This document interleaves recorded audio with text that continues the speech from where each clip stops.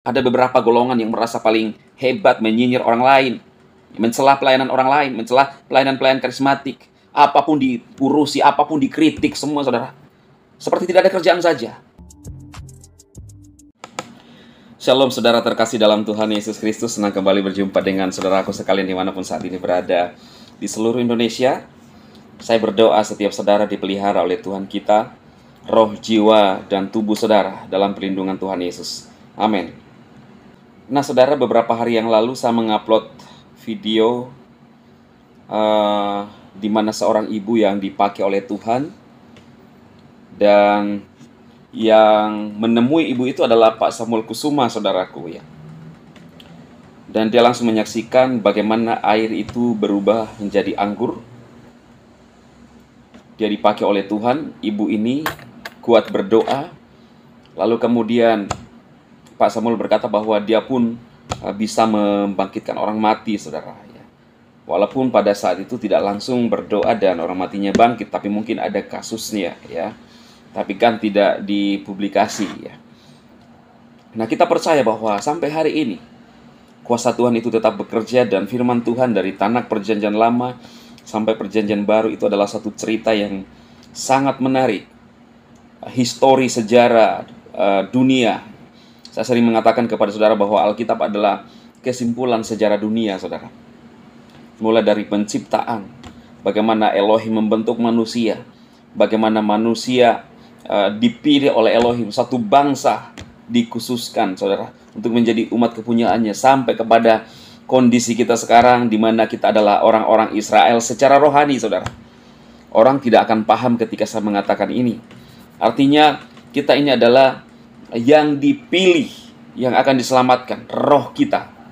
Kalau dulu secara fisik bangsa Israel dikhususkan oleh Tuhan Elohim, dipilih dari tengah-tengah bangsa. Kalau saudara bertanya kenapa, itu hak mutlak Elohim.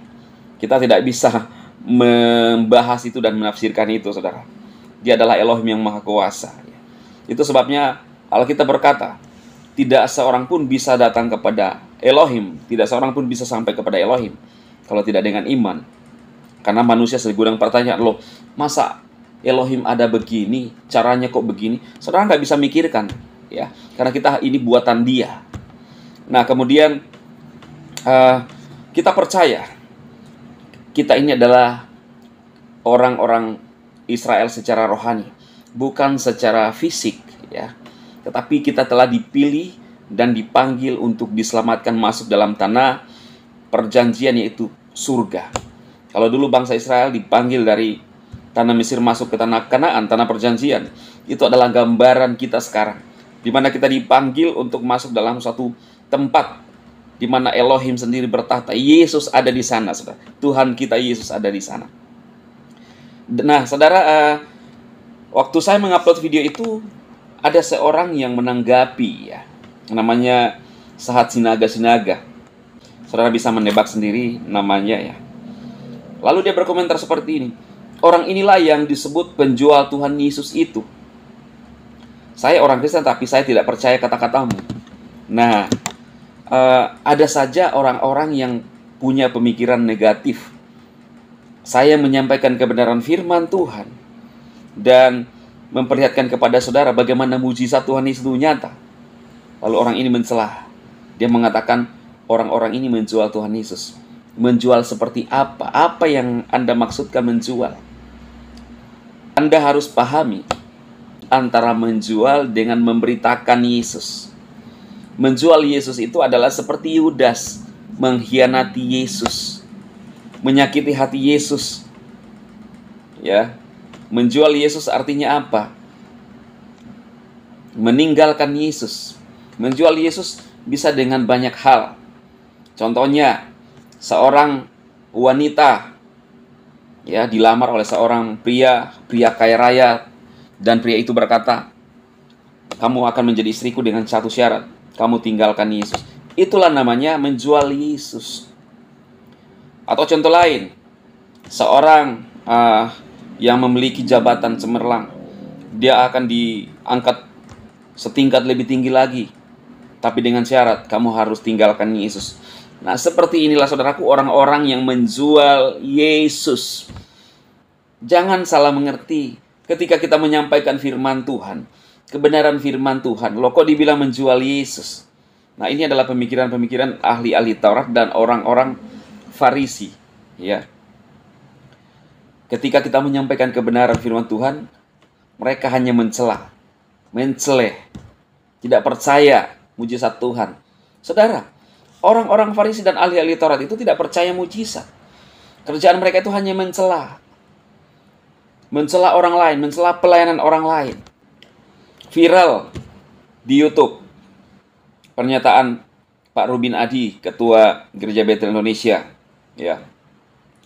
Dia mengeluarkan satu statement bahwa ada orang-orang yang hanya kerjaannya, kalau dibilang ya, menyerang hamba-hamba Tuhan terkenal, ya, supaya mereka juga dikenal.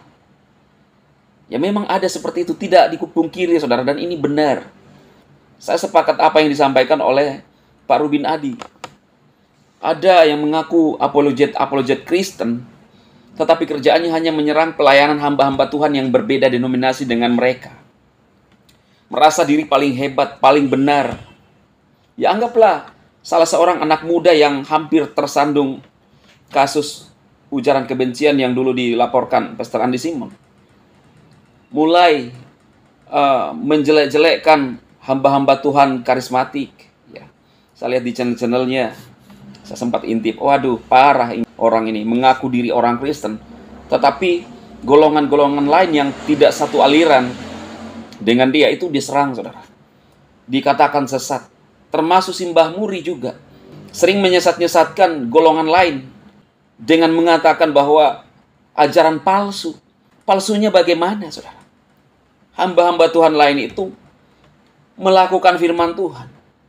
Ketika hamba-hamba Tuhan berdoa untuk orang sakit, lalu dikatakan itu sesat. Sesatnya di mana, saudara? Sesatnya itu menurut saya adalah sesatnya orang yang tidak mengerti ketika kita berdoa bagi orang lain dan orang itu disembuhkan. Wow, bukankah itu suatu luar biasa? Mujizat Tuhan masih bekerja. Lalu ada orang-orang menganggap bahwa itu adalah pekerjaan setan. Inilah yang menurut saya orang-orang ini sesat, saudara. Yang berpandangan itu. Dengan percaya dirinya, menyinyir pelayanan-pelayanan ya karismatik lah, saudara. Pantekosta, saudara. Ketika kita bahasa roh, ada gerak-gerak tubuh, dinyinyir, saudara. Itulah golongan-golongan mereka yang menurut saya mungkin dimaksudkan oleh Pak Rubin Adi. Tidak semua YouTuber apologet Kristen, saudara, yang dimaksudkan, tetapi kita juga harus melihat. Seperti ada beberapa golongan yang merasa paling hebat menyinyir orang lain, mencela pelayanan orang lain, mencela pelayanan-pelayanan karismatik. Apapun diurusi, apapun dikritik, semua, saudara. Seperti tidak ada kerjaan saja, ya. Kalau channel saya adalah mengcounter. Saya adalah seorang karismatik, saudara. Ya, kita nggak pernah berkata bahwa kita paling benar dari semuanya. Tetapi ada orang-orang mengatakan kepada karismatik kita ini adalah sesat, ajaran sesat. Sesatnya di mana? Yang kita lakukan berdoa untuk orang sakit, apanya yang sesat, apanya yang salah? Itu bukankah itu satu perintah Tuhan Yesus juga? Nah, karena itu saudaraku perlu ditanggapi orang-orang seperti ini, ya. Perlu juga diluruskan. Dan ketika Pak Rubin Adi mengeluarkan pernyataan itu, banyak yang menyerang, saudara. Banyak yang tidak senang. Padahal ya tidak ada salahnya.